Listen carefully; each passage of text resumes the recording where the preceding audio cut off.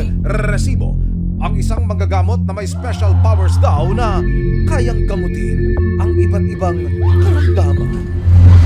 Sa dami ng mga tao na inabutan ng resibo sa labas ng kanyang lugar, aakalain mong may piyesta. But no, hindi dasal o salo-salo ang dinayo nila. Lahat ng nakapila may iniindang karamdaman at naghihintay na magamot ng lalaking nagngangalang Apo Philip. Labas lahat!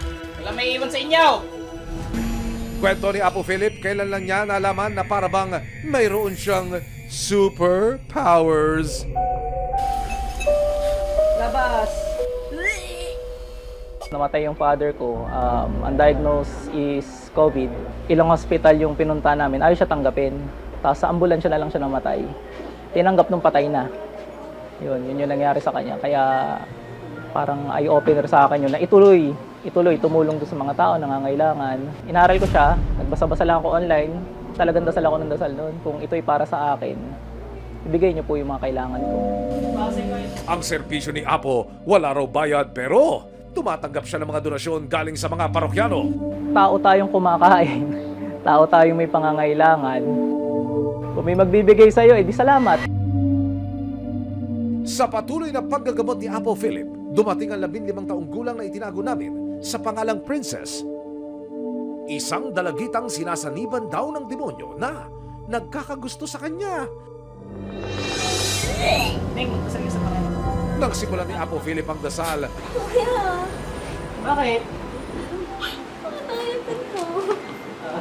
Tawa-tawa pala kanina eh. Paano sasakit ang ngipin mo ngayon? Luko kang jablo ka, manlilin lang ka pa. Labas! ayon kay Apo, tanda raw ito ng espiritong palaban. Balik. Pero nang lumipat sa ibang upuan ng dalagita, bigla na lang siyang nagabok.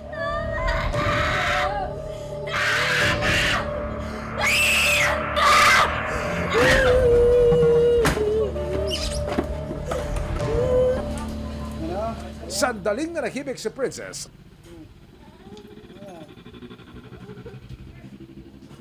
At bigla na lang tumakbo palabas. Sabi ko sa inyo eh. Sa tulong ng resibo at para maliwanagan ang pamilya, sinuri si Princess ng isang psychiatrist. Ayon sa kanya, ang pangingisay at pagwawala ni Princess hindi dulot ng demonyo o masamang elemento. Ang nasa likod daw ng mga hindi maipaliwanag na kilos ni Princess. I'm leaning towards a psychiatric condition called schizophrenia. We see na may hallucination siya and disorganized behavior din.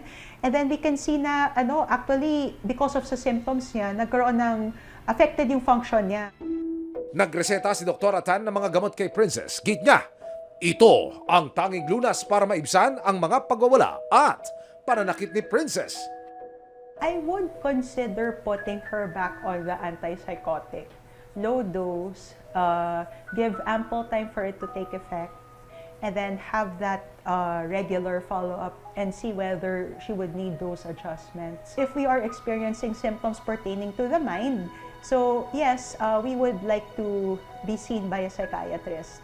Sa panayam ng resibo sa Department of Health, Kami naman ay nag-a-align sa idea na talagang tipong dapat unahin muna natin ang siyensya bago natin dalhin sa iba't ibang uri ng pamamaraan ng panggamot. Yung mga nasasaniban, yan ay kumbaga tinitignan na isang pamamaraan ng sintomas. So ibig sabihin there's something wrong with the body kaya nagdudulot ng ganito. maraming salamat sa panonood.